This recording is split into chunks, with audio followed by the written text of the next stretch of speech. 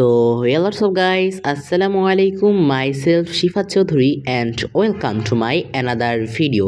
তো গাইজ আজকে আমি চলে এসেছি তোমাদের জন্য আরও একটি নতুন ভিডিও নিয়ে। তো গাইজ বলো তো আমরা কোথায় এসেছি? আমি এসেছি গ্রামের বাড়ি। এটা আমাদের নিজেদের বাড়ি না হলেও এটা আমাদের আন্টির বাসা। আমাদের নিজেদের বাড়ি সব সময় দেশের বাড়ি, নানু বাড়ি সব শহরের ভেতরে। তার জন্য গ্রামের যেই মজাটা সেটা আমি ফিল করতে পারি না, তাই আন্টিদের বাসায় আমি মাঝে মধ্যেই বেড়াতে আসি এবং অনেক আনন্দ করি। যারা গ্রামে থাকে তারাই বলতে পারবে যে গ্রামের মজাটা কি। আবার কিছু কিছু মানুষ গ্রামে থাকতে থাকতে অভ্যস্ত হওয়ার পর তারা বুঝতে পারবে না যে গ্রামের পরিবেশ তাদের ভালো লাগবে না, তারা শহরে যেতে চাইবে এবং বলবে শহরের পরিবেশই সুন্দর। কিন্তু যারা শহরে বসবাস করে তারা যদি প্রথমবার গ্রামে চলে আসে তারাই বলতে পারবে যে গ্রামের মজাটা কি, গ্রামের আনন্দটা কি, গ্রামের পরিবেশটা কত সহজলভ্য।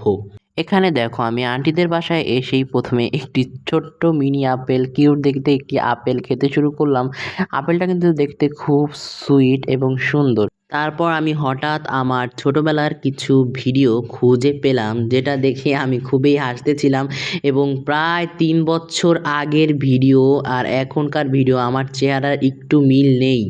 তারপর সন্ধ্যাবেলা আন্টি বটলুডুস রান্না করে দিল, যেটা খেতে খুবই হেলদি এবং সুস্বাদু ছিল। The next day. পরের দিন সকালে আমি ঘুম থেকে উঠে প্রথমে আমার চেহারা দেখলাম যে কি দাগ উঠেছে, কালকে আমার রাতে একটু ঘুম হয়নি। গ্রামে আসছি আর মজা করব না তা কি হয় কখনো? দেখো আমি রান্নাঘরে এসে একটি পেঁয়াজ নিয়ে খুব দুষ্টুমি করতেছিলাম এবং ভিডিও করতেছিলাম। দেখো একটি পেঁয়াজ নিয়ে তোমাদের দেখাচ্ছিলাম কিভাবে ভিডিও করতে হয়। তারপর হঠাৎ বাইরে দেখি খুব মেঘ হয়েছে এবং মেঘে খুব গর্জন করতেছে জোরে জোরে। তারপর ভাবলাম মনে হয় বৃষ্টি নামবে। গ্রামে এসেছি আর পুকুরে গোসল করব না তা তো হয় না। আমি পুকুরে গোসল করার উদ্দেশ্যে রওনা দিলাম।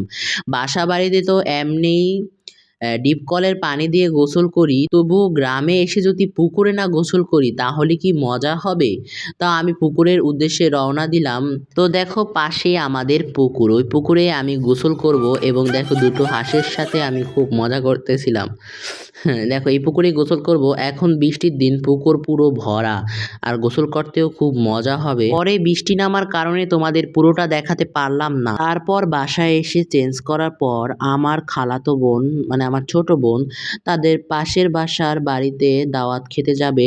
তাকে একাই দাওয়াত করেছে, সে একাই যাবে। তার জন্য সে রেডি হচ্ছিল এবং সুন্দর করে তাকে সাজিয়ে দিচ্ছিল আমার খালামণি।